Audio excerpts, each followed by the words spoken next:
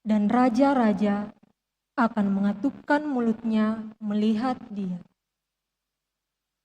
Sebab apa yang tidak diceritakan kepada mereka akan mereka lihat, dan apa yang tidak mereka dengar akan mereka pahami. Maka mereka berkata, "Siapakah yang percaya kepada berita yang kami dengar? Kepada siapakah tangan kekuasaan Tuhan dinyatakan?" Laksana sebuah taruh, hamba Yahwe tumbuh di hadapan Tuhan, dan bagaikan tunas, ia muncul dari tanah gersang. Ia tidak tampan, dan semarak pun tidak ada padanya. Kita tidak tertarik untuk memandang Dia. Keindahan tidak ada padanya, maka kita tidak suka padanya. Ia dihina dan dihindari orang. Dia seorang penuh kesengsaraan. Dia seorang yang tahu apa artinya menderita kesakitan. Ia sangat dihina, sehingga semua orang menutup mukanya terhadap Dia. Dan bagi kita pun, Dia tidak masuk hitungan. Tetapi sesungguhnya penyakit kitalah yang ditanggungnya, dan kesengsaraan kitalah yang dipikulnya. Padahal kita mengira Dia kena tulah, dipukul, dan disiksa Allah. Sesungguhnya Ia tertikam oleh karena kedurhakaan kita. Dia diremukkan oleh karena kejahatan kita. Derita yang mendatangkan keselamatan bagi kita ditimpakan kepadanya, dan oleh bilur-bilurnya kita menjadi sembuh.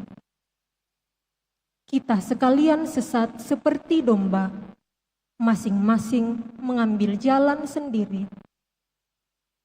Tetapi Tuhan telah menimpakan kepadanya kejahatan kita sekalian. Dia dianiaya, tetapi Dia membiarkan diri ditindas dan tidak membuka mulutnya. Seperti anak domba yang dibawa ke tempat pembantaian, seperti induk domba yang keluh di depan orang-orang yang mencukur bulunya, ia tidak membuka mulutnya. Sesudah ditahan dan diadili, ia digiring dan dihukum mati. Tentang nasibnya, siapakah yang peduli? Sungguh, ia terputus dari dunia orang hidup. Karena kedurhakaan umatku, ia kena tulah. Orang menggali kuburnya di tengah-tengah orang jahat. Dan waktu mati, ia berada di antara orang-orang durhaka, sekalipun ia tidak berbuat kekerasan, dan tipu muslihat tidak ada dalam mulutnya.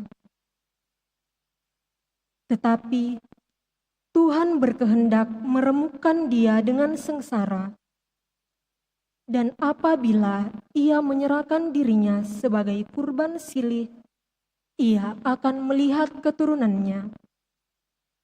Umurnya akan lanjut, dan kehendak Tuhan akan terlaksana karena dia. Sesudah mengalami kesengsaraan jiwa, ia akan melihat terang dan akan dipuaskan. Sebab demikianlah firman Tuhan, hambaku itu sebagai orang yang saleh akan menyelamatkan banyak orang oleh hikmat-Nya, dan kejahatan mereka ditanggungnya. Sebab itu, aku akan memberikan kepadanya orang-orang besar menjadi miliknya, dan ia akan memperoleh orang-orang kuat sebagai jarahan. Ini ini semua sebagai ganti, karena ia telah menyerahkan nyawanya kepada maut dan telah rela terhitung di antara kalangan kaum durhaka. Padahal dia menanggung dosa orang banyak dan berdoa untuk orang-orang jahat. Demikianlah sabda Tuhan. Syukur kepada Allah.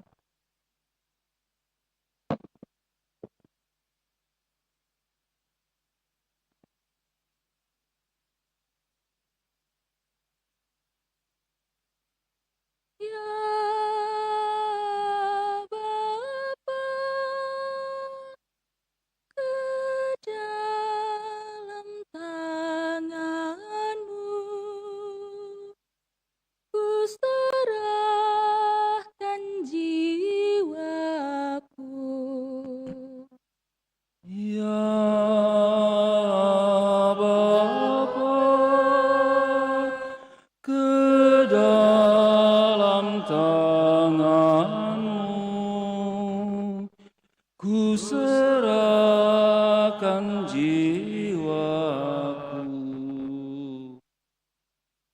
Padamu ya Tuhan, aku berlindung. Jangan sekali-kali aku mendapat malu. Luputkanlah aku oleh karena keadilan-Mu. Ke dalam tangan-Mu ku serahkan nyawaku. Sudilah membebaskan daku ya Tuhan, Allah yang setia. Ya Bapa, ke dalam tangan-Mu ku serahkan jiwaku. Di hadapan semua lawanku, aku tercela. Tetangga-tetanggaku merasa jijik. Para kenalanku merasa ngeri. Mereka yang melihat aku cepat-cepat menyingkir. Aku telah hilang dari ingatan seperti orang mati. Telah menjadi seperti barang yang pecah. Ya Bapa, ke dalam tangan-Mu ku serahkan jiwaku. Tetapi aku kepadamu ya Tuhan, aku percaya. Aku berkata, Engkaulah Allahku. Masa hidupku ada dalam tangan-Mu. Lepaskanlah aku dari tangan musuh-musuhku dan bebaskan dari orang-orang yang mengejarku. Ya Bapa, ke dalam tangan-Mu ku serahkan jiwaku.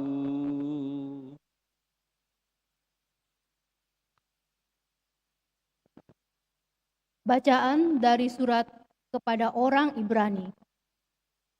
Saudara-saudara, kita sekarang mempunyai imam agung yang telah melintasi semua langit, yaitu Yesus, Anak Allah.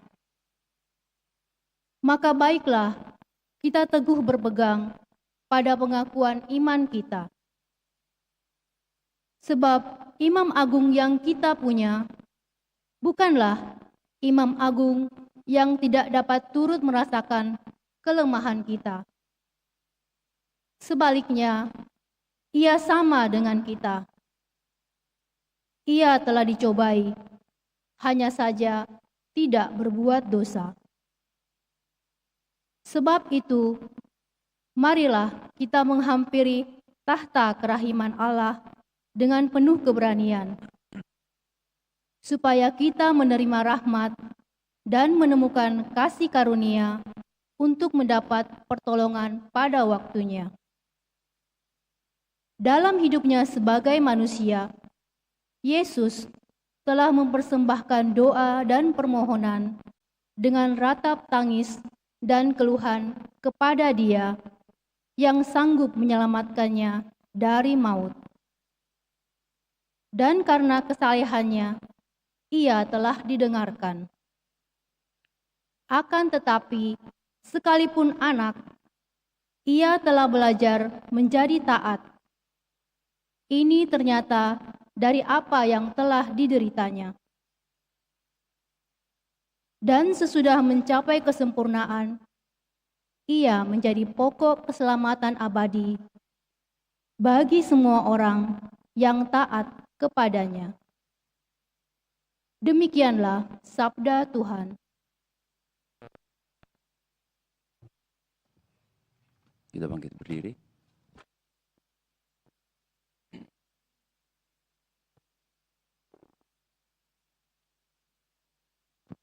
Terpujilah Kristus Tuhan, Sang Raja kemuliaan kekal. Terpujilah Kristus Tuhan, Sang Raja kemuliaan kekal. Kristus sudah taat bagi kita. Ia taat sampai mati, bahkan sampai mati di salib. Itulah sebabnya Allah sangat meninggikan Dia dan menganugerahinya nama di atas segala nama. Terpujilah Kristus Tuhan, Sang Raja kemuliaan kekal.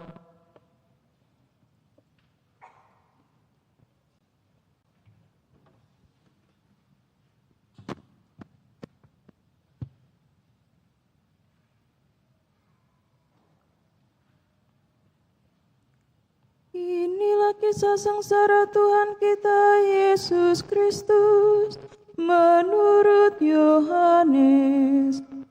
Pada waktu itu, Yesus bersama-sama dengan murid-muridnya pergi menyeberang lembah Kidron. Di situ ada suatu taman dan Yesus masuk ke taman itu bersama-sama dengan murid-muridnya. Yudas yang mengkhianati Yesus tahu juga tempat itu, karena Yesus sering berkumpul di situ dengan murid-muridnya.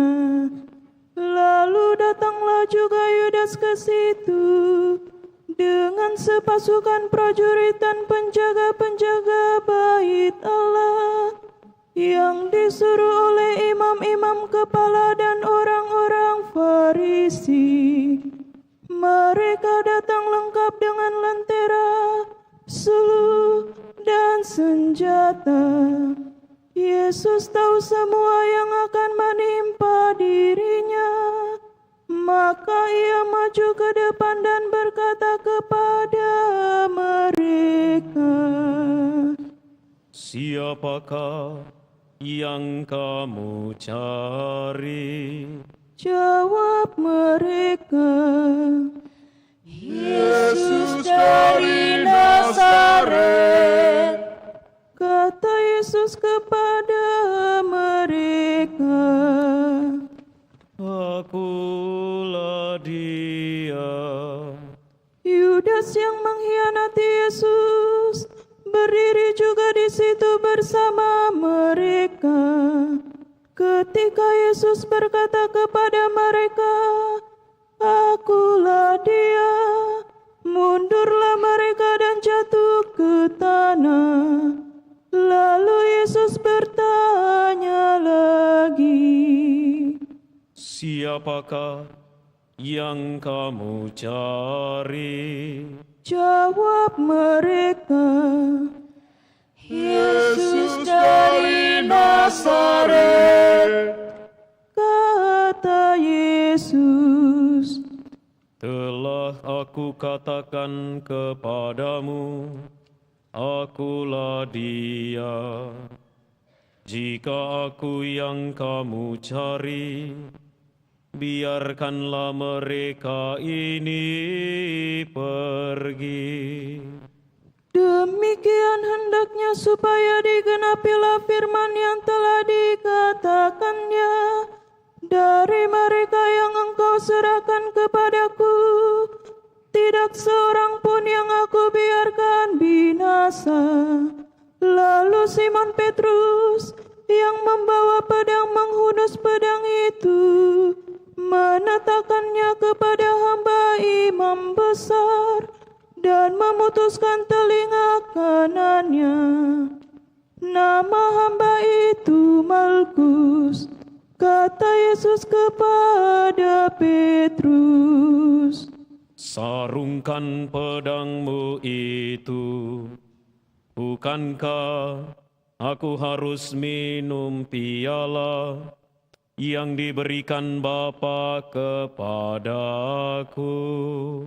lalu pasukan prajurit serta perwiranya dan penjaga-penjaga yang disuruh orang Yahudi itu menangkap Yesus dan membelenggu dia.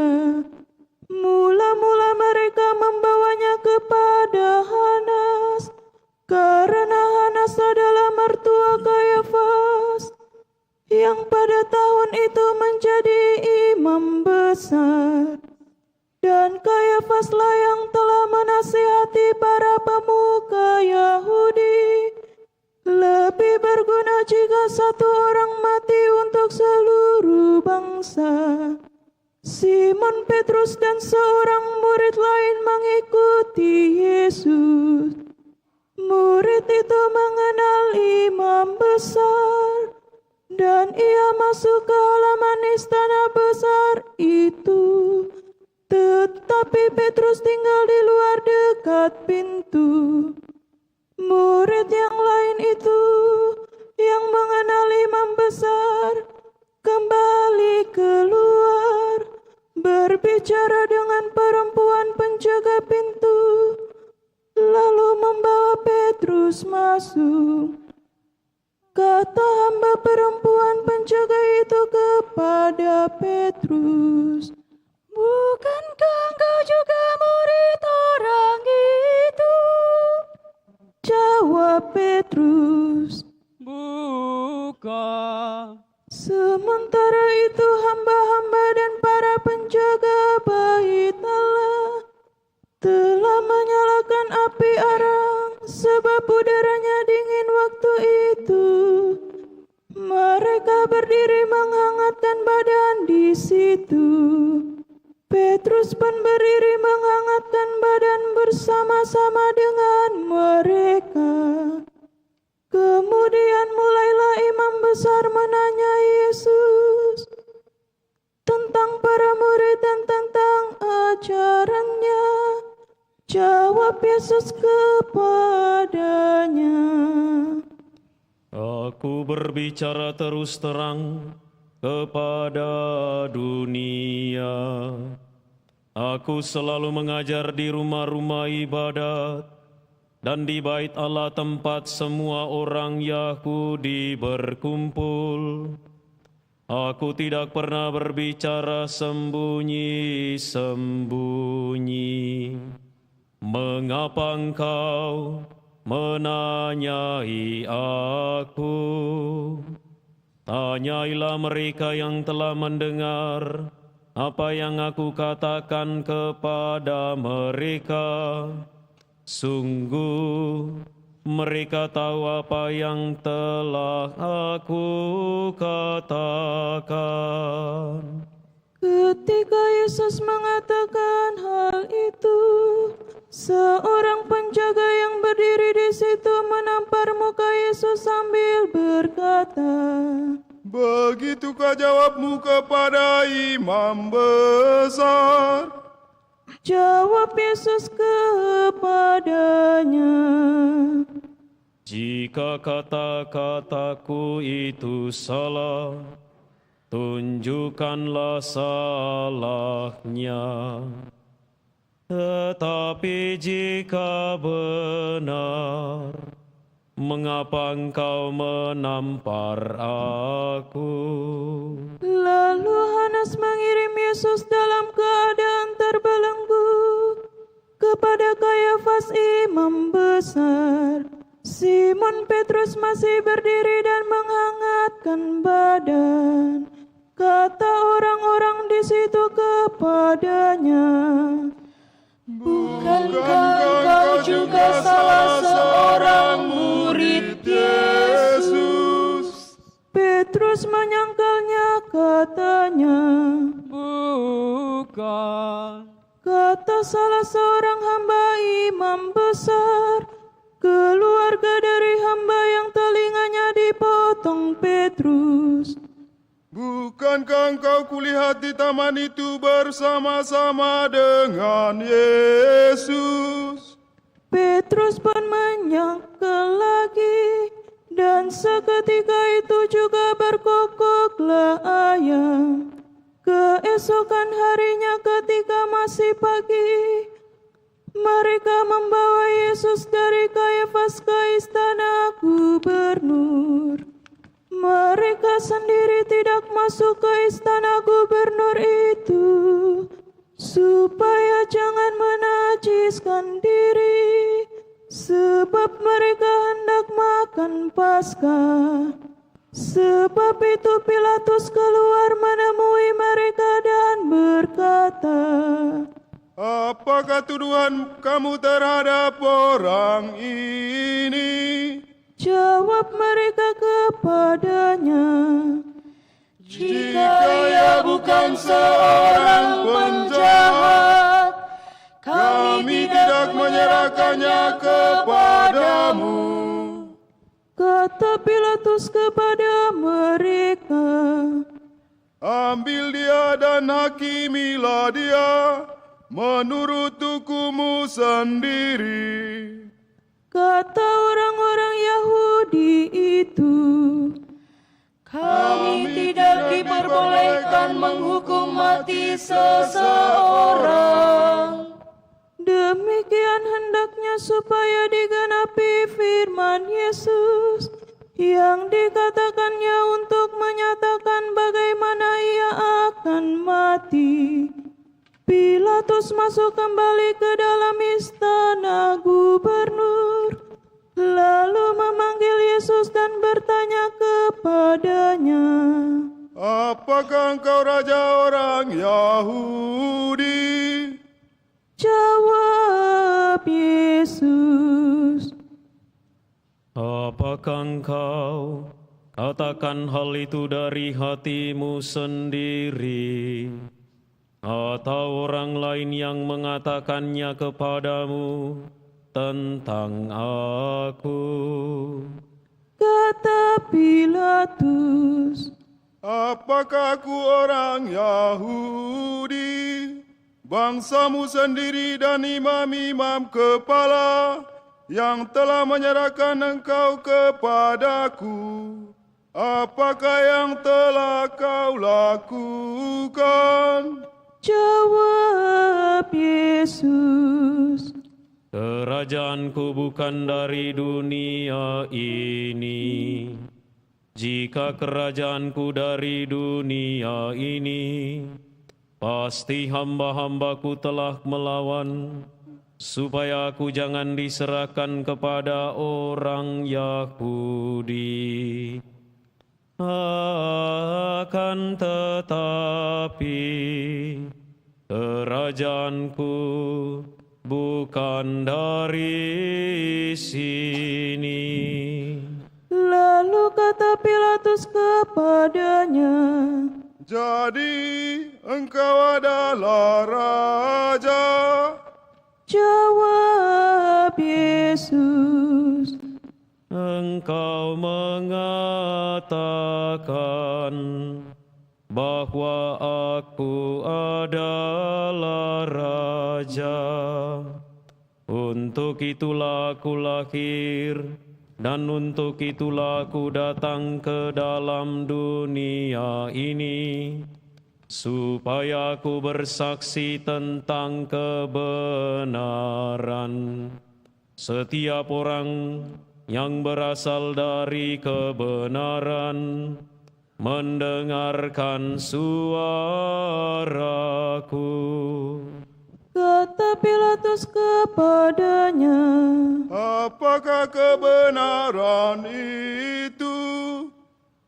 sesudah mengatakan demikian, Pilatus keluar lagi menemui orang-orang Yahudi dan berkata kepada mereka, Aku tidak menemukan kesalahan apapun padanya, tetapi pada kamu ada kebiasaan bahwa pada Paskah aku membebaskan seorang bagimu.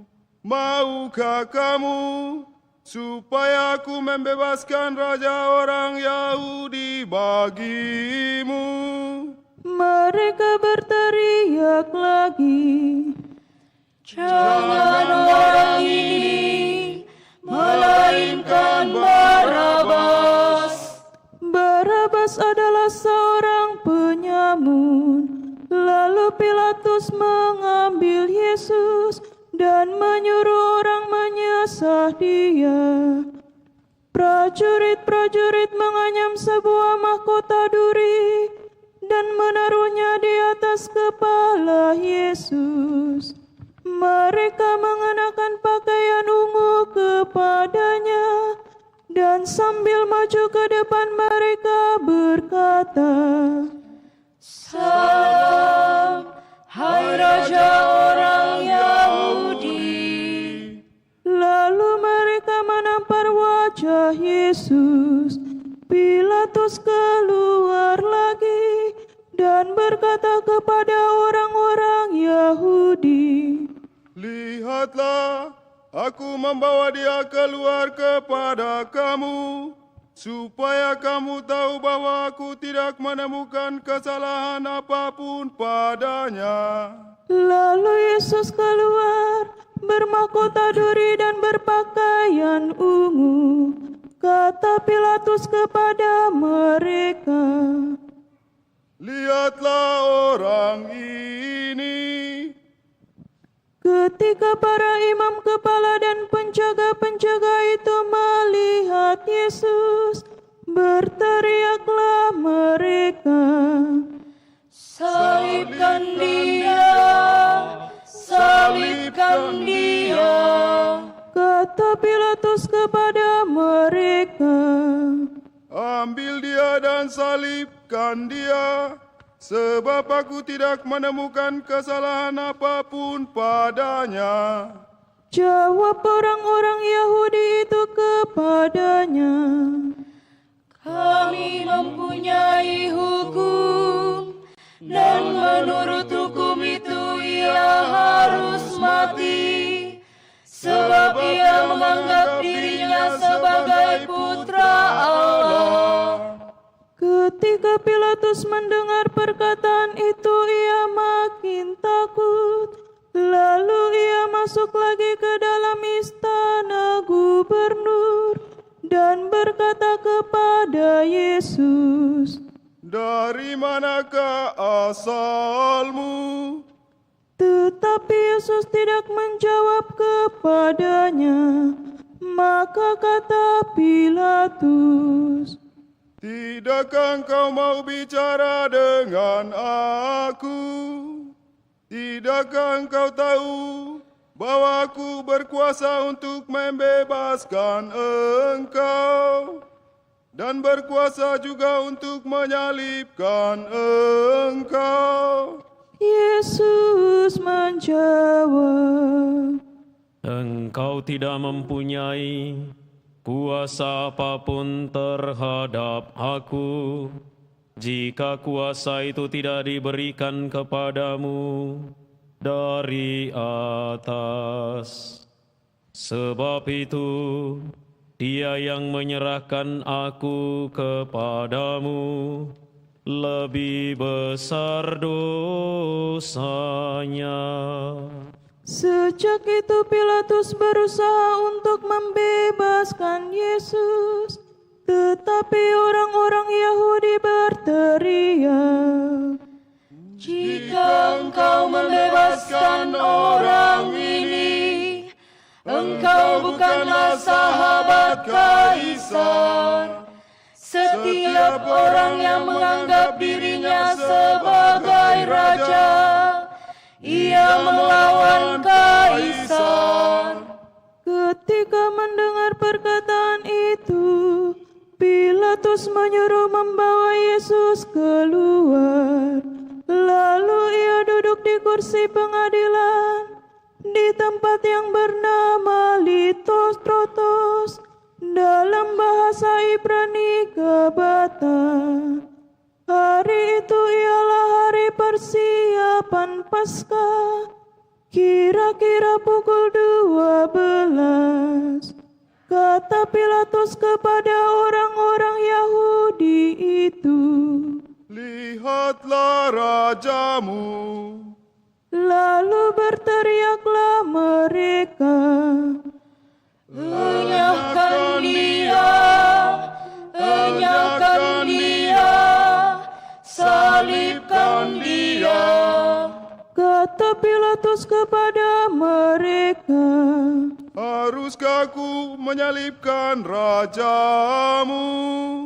jawab imam-imam kepala, Kami tidak mempunyai raja selain Kaisar. Akhirnya Pilatus menyerahkan Yesus kepada mereka untuk disalibkan. Mereka menerima Yesus.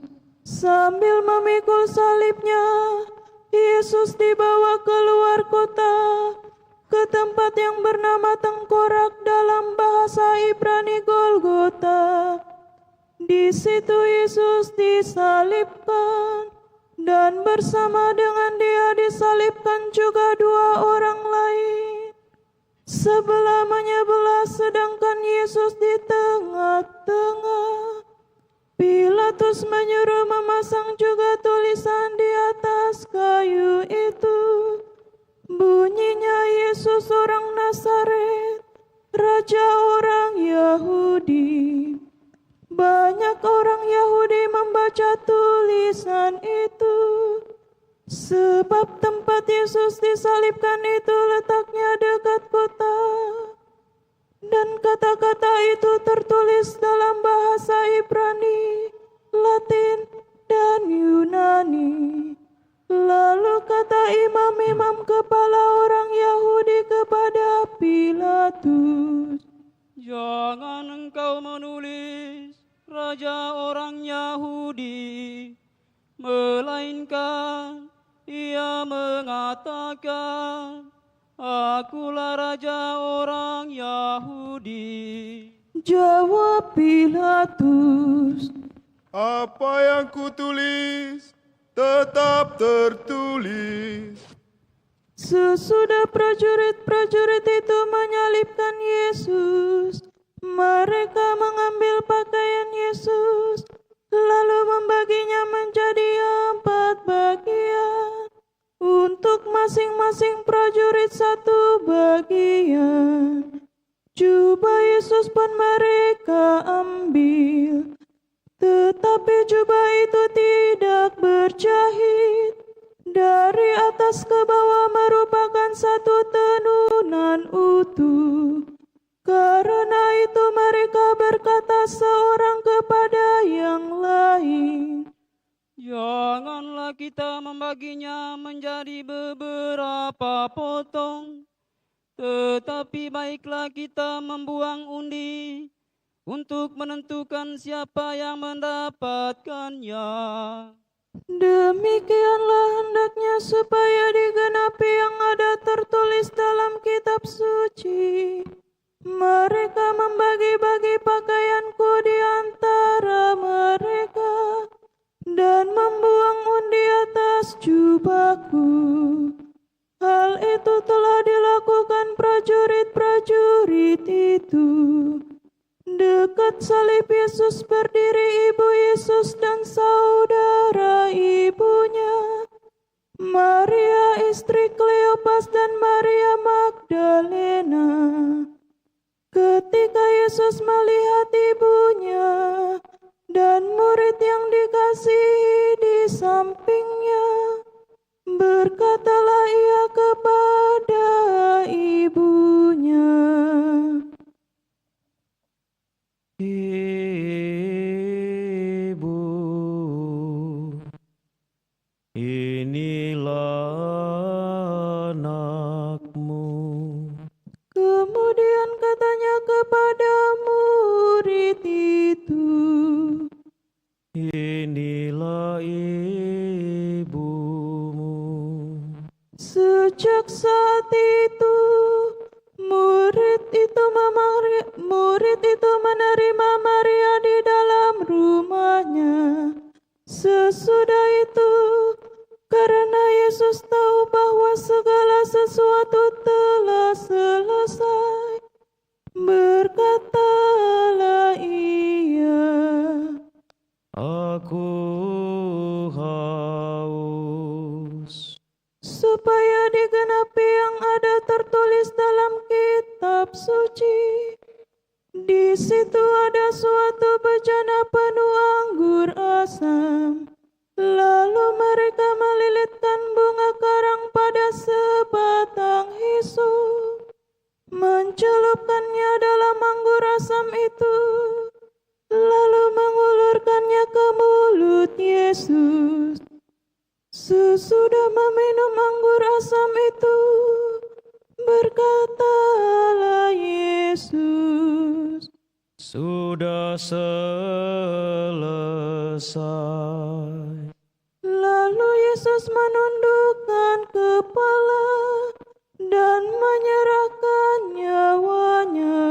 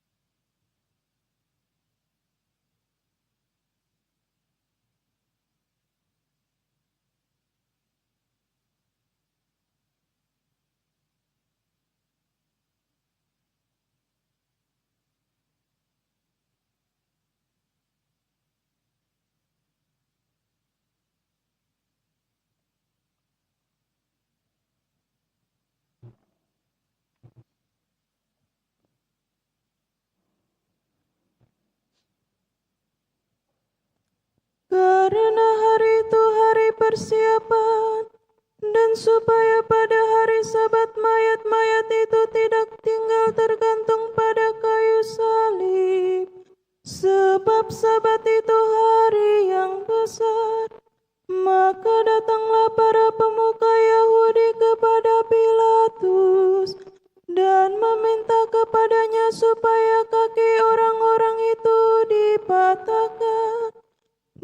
jenazah-jenazahnya diturunkan. Lalu datanglah prajurit-prajurit dan mematahkan kaki orang pertama dan kaki orang yang lain yang disalibkan bersama-sama dengan Yesus. Tetapi ketika mereka sampai kepada Yesus dan melihat bahwa ia telah mati, mereka tidak mematahkan kakinya. Tetapi seorang dari antara prajurit itu menikam lambung Yesus dengan tombak, dan segera mengalir keluar darah dan air. Orang yang melihat sendiri hal itu bersaksi, dan benarlah kesaksiannya. Ia pun tahu bahwa ia mengatakan kebenaran, supaya kamu juga percaya. Sebab hal itu terjadi supaya digenapi yang ada tertulis dalam kitab suci. Tidak ada tulangnya yang akan dipatahkan. Ada pula nas lain yang mengatakan, mereka akan memandang dia yang telah mereka tikam. Sesudah itu Yusuf dari Arimatea meminta kepada Pilatus supaya ia diperbolehkan menurunkan jenazah Yesus. Yusuf menjadi murid secara sembunyi-sembunyi karena ia takut kepada para pemuka Yahudi. Pilatus mengabulkan permintaan Yusuf. Lalu datanglah Yusuf dan menurunkan jenazah Yesus. Nikodemus juga datang ke situ. Dialah yang dulu datang malam-malam kepada Yesus. Ia membawa campuran minyak mur dengan minyak keharu, kira-kira 30 kilogram beratnya. Mereka mengambil jenazah Yesus, mengafaninya dengan kain lenan, dan membumbuinya dengan rempah-rempah, menurut adat pemakaman orang Yahudi. Di dekat tempat Yesus disalibkan ada suatu taman, dan dalam taman itu ada suatu kubur baru yang di dalamnya belum pernah dimakamkan seseorang. Karena hari itu hari persiapan orang Yahudi, sedangkan kubur itu tidak jauh letaknya, maka mereka membaringkan jenazah Yesus di situ. Demikianlah Injil Tuhan. Terpujilah Kristus.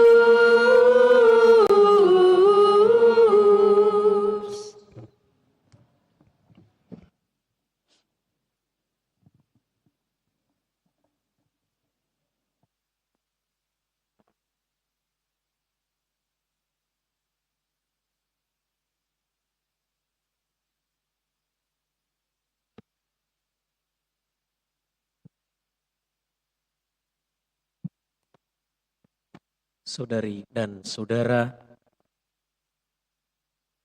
ada sebuah cerita tentang seorang pemuda yang protes kepada Tuhan karena hidupnya yang menurut dia tidak dicintai dan dikasihi oleh Tuhan. Hingga pada suatu hari, saat ia berjalan-jalan di suatu taman, ia membaringkan diri bersandar pada sebatang pohon. Karena begitu enaknya angin semilir bertiup, ia pun mengantuk. Tetapi dalam kondisi mengantuk itu, ia memperhatikan di sekitarnya ada tanaman yang merambat. Dalam keadaan setengah sadar, ia kemudian melamun, memegang tanaman itu, dan secara tidak sengaja memetik buahnya. Tanaman merambat itu adalah semangka. Kemudian karena dia sudah memegang buah semangka, dalam keadaan haus, dalam keadaan mengantuk, ia membelah buah semangka itu lalu memakannya. Rasanya manis, membuat dia begitu kegirangan. Setelah makan buah semangka itu, sang pemuda mulai bertanya-tanya dalam hatinya dan kembali mengajukan protes kepada Tuhan. Kalau Tuhan itu maha adil, kenapa tanaman merambat yang kecil di bawah ini buahnya besar? Sementara pohon besar tempat saya berteduh ini buahnya kecil. Protesnya itu diajukan kepada Tuhan, tetapi Tuhan tidak memberi jawaban. Tuhan menjawab dengan cara lain. Tidak lama kemudian sang pemuda itu tertidur lelap di bawah pohon itu. Lalu jatuhlah satu buah kecil dari pohon itu di atas kepalanya. Dia tersadar dan terbangun dan hanya menyapu dada mengatakan, "Terima kasih Tuhan." Bayangkan kalau semangka yang jatuh di kepalanya. Saudara-saudari yang terkasih, Tuhan mencintai dan mengasihi kita itu dengan caranya, yang kadang di luar nurul, tidak masuk di akal, tidak masuk dalam pemahaman dan konsep kita manusia. Cara Tuhan mengasihi kita itu sepertinya tidak bisa kita terima. Sulit untuk kita terima. Berat untuk kita hadapi. Tetapi itulah jalan yang kemudian dipilih dan kemudian diambil oleh Tuhan. Kita tadi berdiri kurang lebih 35 sampai 40 menit mendengarkan kisah sengsara dari Injil Yohanes. 40 menit Bapak Ibu. Dibandingkan Yesus yang mengalami sakratul maut mulai dari sore hari, masuk di malam hari, dan kemudian jam 3 subuh didatangi oleh prajurit, ditangkap, dipukuli, disesah. Pagi-pagi dibawa ke pengadilan, di sana dia diadili dengan tidak jelas, dilempar ke sana kemari atau istilah kita dipingpong ke sana kemari, tidak jelas pengadilannya, Herodes dan Pilatus cuci tangan masing-masing. Jam 12 mulai disalibkan dan jam 3 wafat. Semoga kita yang berdiri 40 menit tadi tidak ada yang mengeluh dan merutuk di dalam hati, lama namamu. Tapi saya mau menyadarkan kita satu hal. War Ticket Sila on 7, anak-anak muda bisa pantengi depan laptop 1 hari dan tidak merasa capek. Migacoan waktu buka, kita antri di Karebosi, ya, dan tidak mengeluh. Ada warung kopi buka di mari, kita antri berjam-jam dan tidak mengeluh. Sementara mendengarkan kisah tentang cinta Tuhan yang luar biasa, semoga kita tidak mengeluh. Amin. Yang di atas, amin. Weh, lebih kencang di atas. Yang di lantai 3, amin. Tidur di atas semua tadi kayaknya ini. Saudari-saudara yang terkasih, agak sulit untuk logika kita manusia menerima bahwa Tuhan kita itu disalib. Tetapi itulah cara, itulah yang dipilih oleh Tuhan. Untuk apa? Untuk menyelamatkan kita semua. untuk mengasihi dan mencintai kita. Jalan salib itulah yang ia pilih, yang ia tempuh untuk saya, untuk para bapak, untuk para ibu, untuk suster, untuk adik-adik, untuk anak-anak, orang muda. Mau kita yang dosanya itu 1, 2, 3, mau untuk kita yang dosanya itu bejibun, ya bertumpuk, beratnya bukan di kilogram tapi beratnya di dosa. Tuhan mati untuk kita. Tuhan wafat untuk kita. Kita mungkin bertanya, mengapa Tuhan? Ya, tadi pagi dengan Pastor Paroki setelah jalan salib, kami menonton tablo dari beberapa paroki, dari katedral-katedral di seluruh Indonesia. Orang begitu menghayati, bahkan pemerannya Yesus itu ya sangat-sangat menghayati, ditarik salibnya dia yang justru berteriak, Yesus, Yesus, saya jatuh. Ya. Yesus palsu teriak minta tolong sama Yesus. Di sana kita bisa menyaksikan dan merasakan, mempertanyakan dalam diri kita, apa sih spesialnya saya? Apa sih spesialnya, istimewanya diriku, sampai dosaku yang menggunung dan berat ini dihapuskan dalam sekejap? Apa istimewanya diriku sampai kita yang hina dina ini mau ditebus oleh Tuhan? Digantung di kayu salib. Apa istimewanya kita? Apa jasa kita untuk Tuhan? Saudari dan saudara, ini semua adalah tentang kasih, tentang cinta. Cintalah yang membawa Yesus ke Kalvari. Cintalah yang membawa Yesus untuk menderita, memikul salib, dan mati disalibkan. Cintalah yang membuat Tuhan mau turun ke dalam dunia, lahir di palungan, mati di kayu salib. Untuk siapa?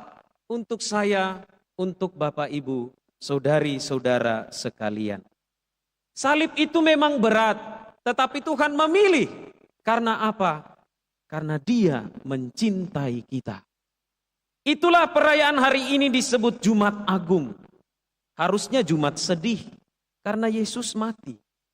Tetapi kesedihan itu tidak berlangsung lama, karena salib yang adalah lambang penghinaan berubah menjadi lambang kemenangan. Cinta Tuhan itu lebih besar dari apapun. Meminjam lagunya sekami, pop rohani anak-anak, cinta Tuhan itu lebih tinggi dari langit, lebih dalam dari lautan. Cinta Tuhan mengalahkan segalanya. Dalam bahasa Makassar, amor Christi omnia vincit. Cinta Kristus mengalahkan segalanya. Saudari dan saudara yang terkasih, nanti setelah homili ini, setelah doa umat meriah, salib akan diarak dari belakang. Salib di mana Tuhan digantung. Kita semua pandanglah salib itu. Pandanglah dia dengan penuh kasih, dengan penuh cinta. Salib itu adalah tanda cinta yang paling luhur, yang paling mulia, yang paling hebat, paling keren, paling luar biasa yang pernah dibuat dalam sejarah manusia. Tidak ada satupun manusia di dunia ini yang pernah mati untuk yang lain selain Yesus dan kemudian para pengikutnya yang kita sebut sebagai para martir. Hanya Yesus. Maka jangan pernah coba-coba mengkhianati Yesus. Ya, orang-orang muda, rumput sebelah memang mungkin lebih hijau. Tetapi cinta Yesus tidak pernah lebih kecil daripada cinta seseorang. Orang muda paham? Berat. Berat. Cinta Tuhan luar biasa. Cinta Tuhan itu ada di salib. Dan salib itu tidak bisa dibandingkan dengan cincin saat perkawinan. Cinta Tuhan tidak bisa dibandingkan dengan coklat dan bunga saat Valentine. Puisi dan lagu saat kita lagi kasmaran. Tidak bisa. Salib itu lebih dari segala sesuatu. Salib itulah cinta. Cinta itu adalah salib. Maka saudara-saudari yang terkasih, pandanglah pada salib. Pandanglah pada Dia yang bermahkota duri. Peluklah erat salib yang Tuhan telah berikan kepada kita. Cintailah salib yang Tuhan telah serahkan kepada kita. Karena Dia telah lebih dahulu memikul salib itu untuk kita. Pandanglah Dia yang mencintai kita tanpa batas, tanpa teori, tanpa banyak omon-omon, tanpa banyak janji. Pertanyaan saya untuk kita renungkan, kalau Dia sudah mencintai kita dengan sempurna, beranikah kita juga mencintai Dia dengan sempurna?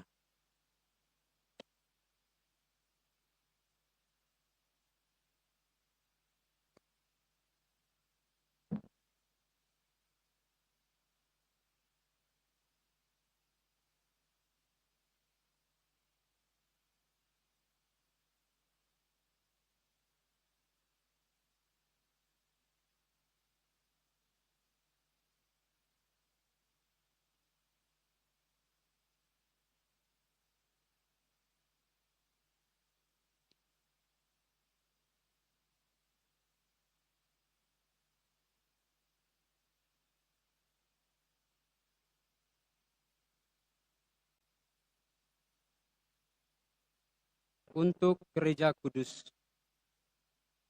Saudara-saudara terkasih, marilah kita berdoa untuk gereja kudus Allah, supaya Allah dan Tuhan kita berkenan menganugerahkan damai kepadanya, mempersatukan dan melindunginya di seluruh dunia, dan supaya Ia membantu kita memuliakan Allah, Bapa yang Maha Kuasa, dalam suasana yang tenang dan damai. Berlututlah kita.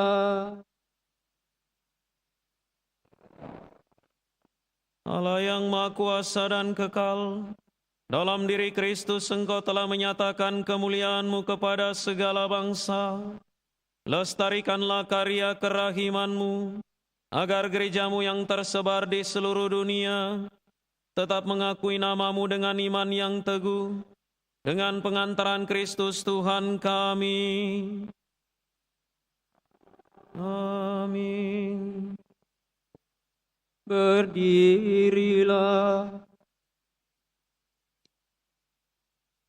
Untuk Bapa Suci, marilah kita berdoa pula untuk Bapa Suci kita Fransiskus, supaya Allah dan Tuhan kita yang telah memilih Dia menjadi uskup bagi gereja kudusnya, memberi Dia kesehatan dan kekuatan untuk memimpin umat kudus Allah. Berlututlah kita. Allah yang Maha Kuasa dan kekal, segala sesuatu ada berdasarkan keputusan-Mu. Sudilah mendengarkan doa-doa kami dan dengan kasih sayang-Mu, lindungilah Imam Agung yang telah Engkau pilih bagi kami.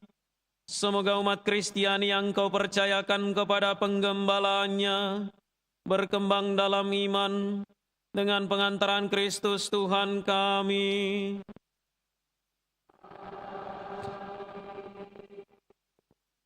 Berdirilah.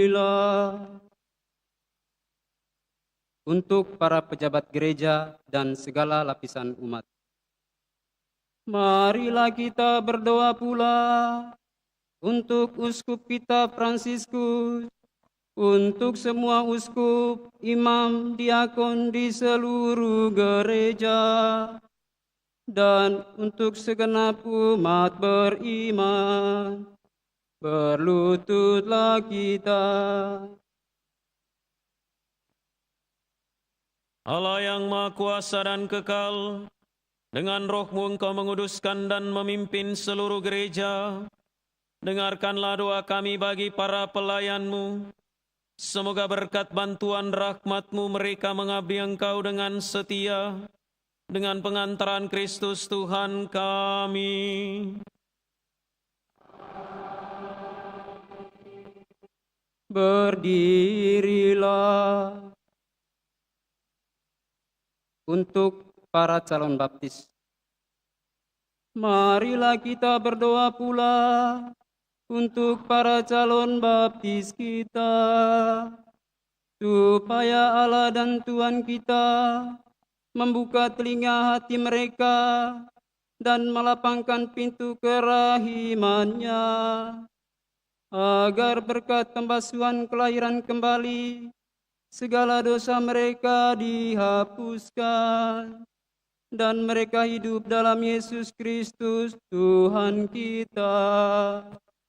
Berlututlah kita.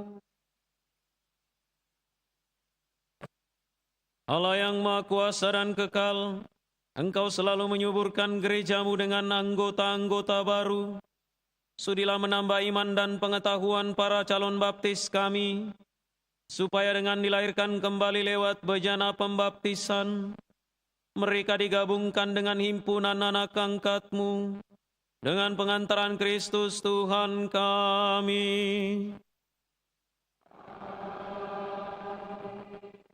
Berdirilah untuk persatuan umat Kristiani. Marilah kita berdoa pula untuk semua saudara yang percaya akan Kristus, supaya mereka yang hidup dengan benar dihimpun dan dijaga oleh Allah dan Tuhan kita dalam gerejanya yang esa. Berlututlah kita. Allah yang Maha Kuasa dan Kekal, Engkau menyatukan yang tercerai-berai dan memelihara yang telah bersatu. Pandanglah dengan rela kawanan domba putra-Mu, supaya mereka yang telah dikuduskan oleh satu baptisan, tidak hanya dipadukan oleh keutuhan iman, tetapi juga disatukan oleh ikatan cinta, dengan pengantaran Kristus Tuhan kami. Berdirilah untuk orang Yahudi. Marilah berdoa pula untuk orang Yahudi yang menerima sabda Allah sebelum kita, supaya Allah dan Tuhan kita mengorbankan dalam hati mereka cinta akan namanya, dan meneguhkan kesetiaan akan perjanjiannya. Berlututlah kita. Allah yang Maha Kuasa dan Kekal, Engkau telah memberikan janji-Mu kepada Abraham dan keturunannya. Dengarkanlah dengan murah hati doa-doa gereja-Mu. Semoga umat pilihan-Mu yang pertama diperkenankan mencapai kepenuhan penebusan dengan pengantaran Kristus Tuhan kami.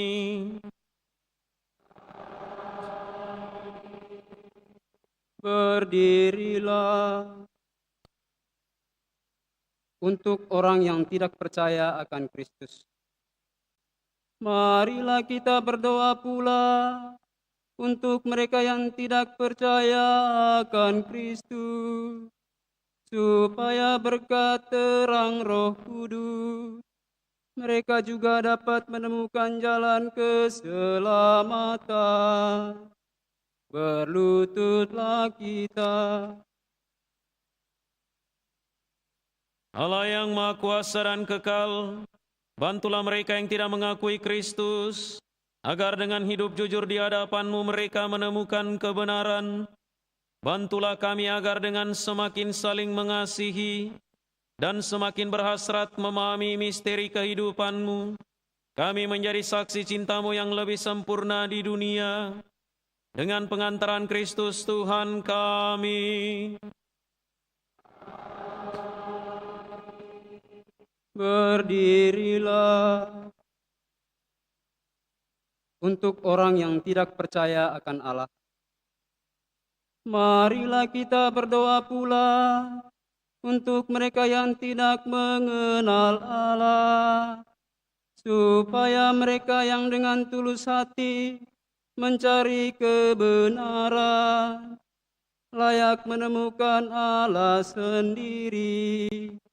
Berlututlah kita. Allah yang Maha Kuasa dan Kekal, Engkau telah menciptakan umat manusia sedemikian, sehingga selalu berhasrat mencari Engkau, dan baru merasa tenang ketika menemukan Dikau. Maka kami mohon bantulah agar mereka semua, dengan mengatasi hambatan seberat apapun, mampu melihat tanda kasih sayang-Mu, dan tergerak oleh kesaksian hidup orang-orang percaya kepadamu. Mereka dengan sukacita mengakui Engkau sebagai satu-satunya Allah yang benar dan Bapa umat manusia. Dengan pengantaran Kristus Tuhan kami.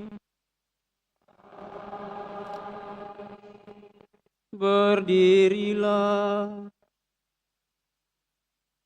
Untuk para pemimpin negara, marilah kita berdoa pula untuk semua pemimpin negara, supaya Allah dan Tuhan kita seturut kehendak-Nya mengarahkan budi dan hati mereka kepada damai dan kebebasan sejati bagi semua orang.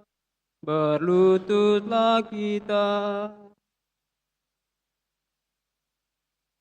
Allah yang Maha Kuasa dan Kekal, di tangan-Mu lah pikiran manusia dan nurani para bangsa.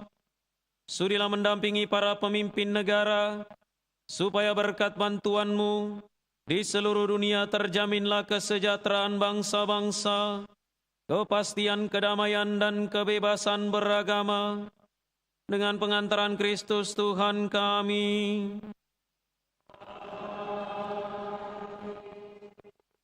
Berdirilah. Untuk orang yang menderita, saudara-saudara yang terkasih, marilah kita berdoa kepada Allah Bapa yang Maha Kuasa, supaya Ia membersihkan dunia dari kesesatan, melenyapkan penyakit, menjauhkan kelaparan, membuka penjara, mematahkan belenggu, melindungi musafir, mengantar pulang pengungsi, menyembuhkan orang sakit, dan menyelamatkan orang yang meninggal. Berlututlah kita.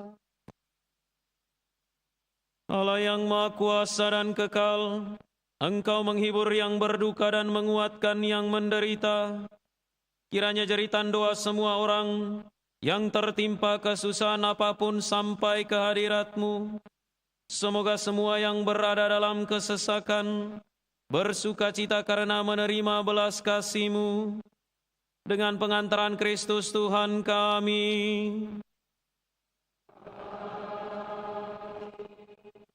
Berdirilah.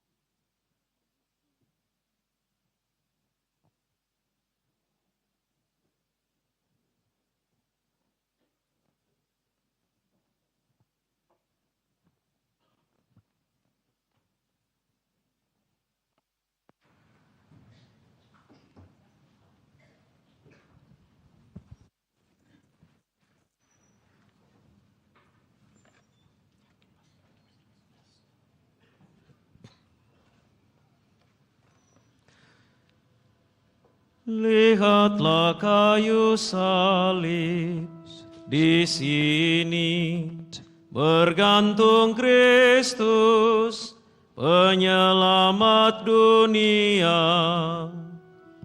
Mari kita bersembah sujud kepadanya.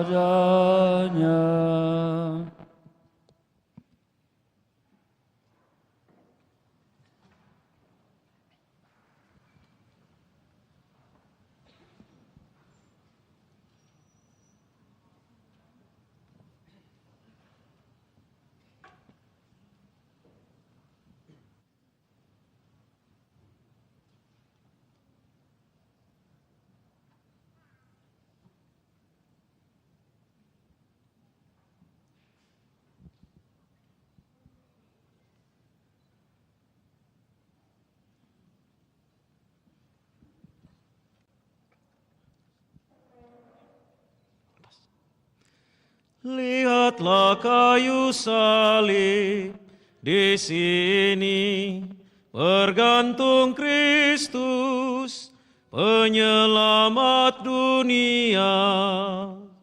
Mari kita bersembah sujud kepadanya.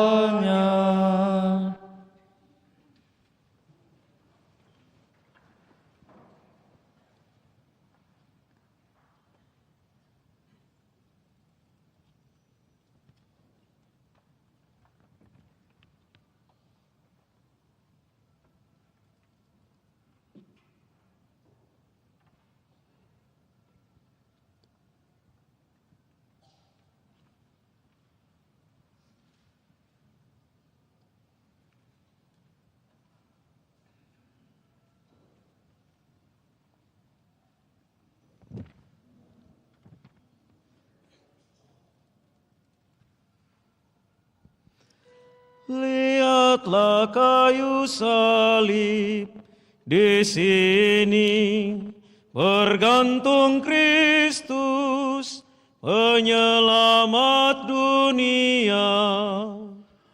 Mari kita bersembah sujud kepadanya.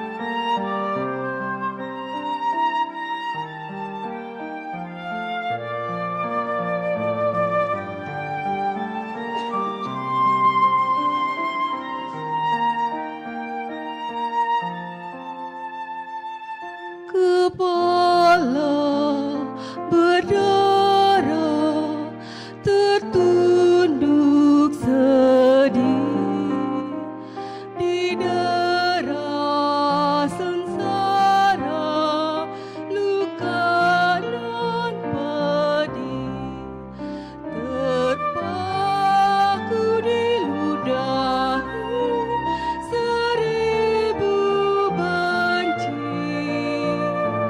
memikul lara tiada terperi.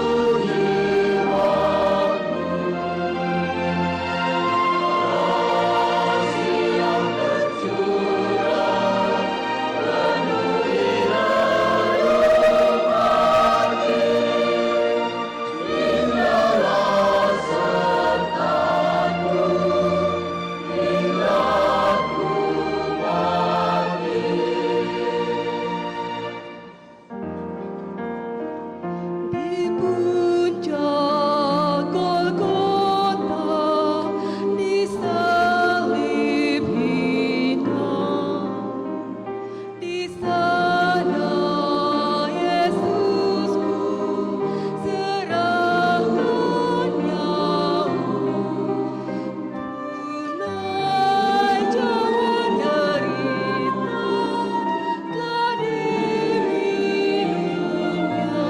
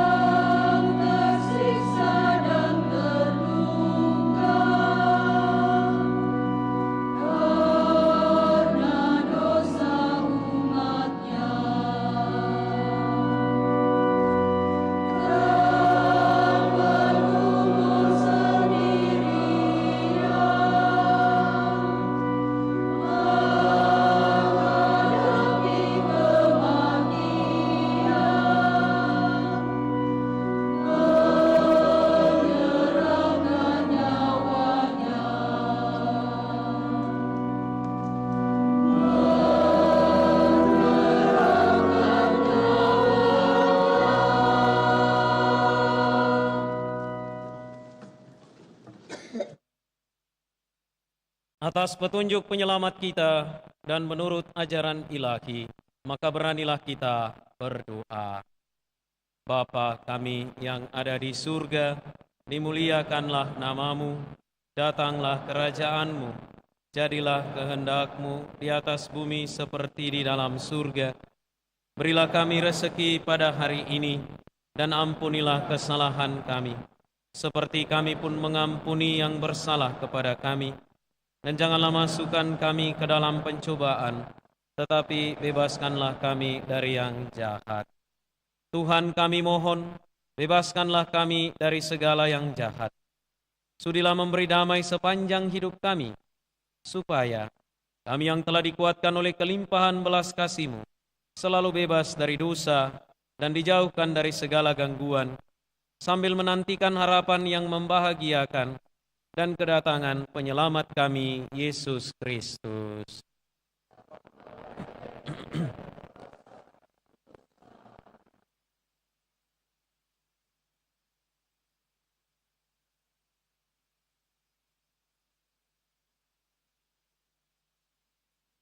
Lihatlah anak domba Allah, lihatlah Dia yang menghapus dosa dunia.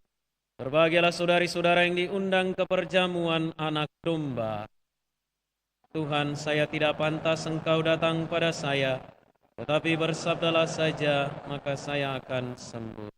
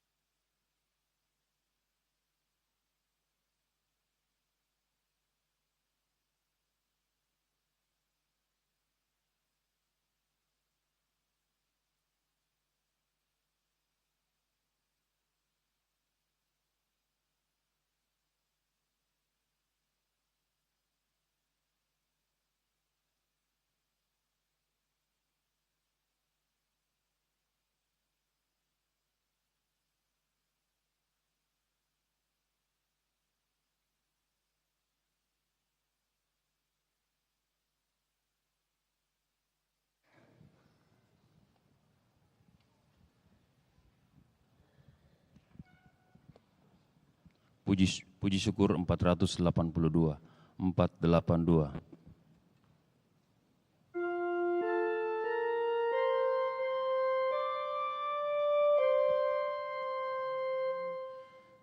Oh anak domba Allah, tersembelih di salib, sabar setiap kala, walau ditimpa aib, kau tanggung dosa dunia, sengsara seluruhnya. Ampuni kami, oh Yesus.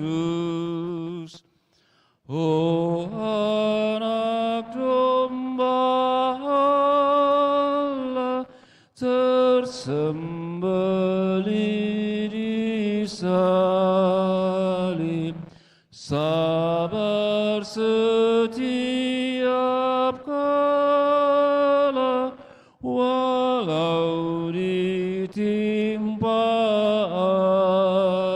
aib, tanggung dosa dunia, sengsara seluruhnya. Beri kami damai, oh Yesus.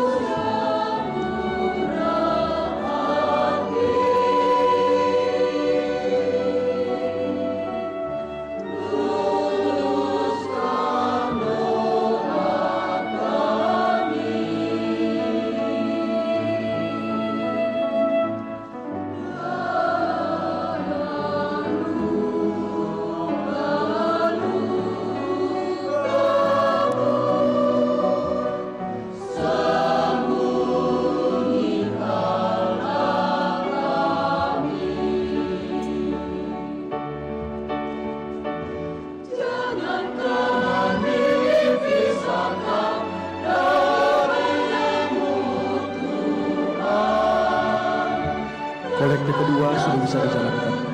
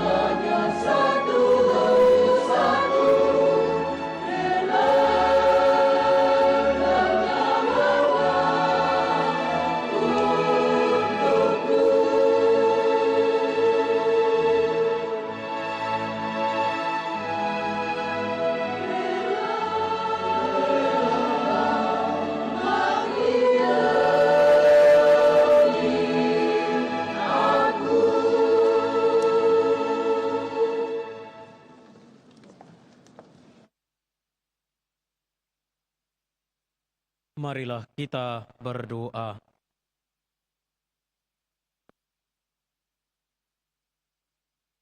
Allah yang kekal dan kuasa, Engkau telah memulihkan kebahagiaan kami berkat wafat dan kebangkitan putra-Mu. Peliharalah karya belas kasih-Mu dalam diri kami, agar kami yang telah mengambil bagian dalam misteri ini dapat hidup penuh bakti kepadamu dengan pengantaran Kristus Tuhan kami. Saudari dan saudara, kami mengundang kita semua bagi yang ingin untuk menambah quality time dengan Tuhan, dari berjaga bersama dengan Tuhan dalam sakratul maut. Mari kita setelah perayaan ini secara pribadi juga membangun quality time dengan Tuhan di hadapan Dia yang tergantung di kayu salib, yang telah menyerahkan hidupnya. Dia adalah sahabat yang menyerahkan nyawanya untuk kita semua. Saudari dan saudara, tundukkanlah kepalamu untuk menerima berkat Tuhan.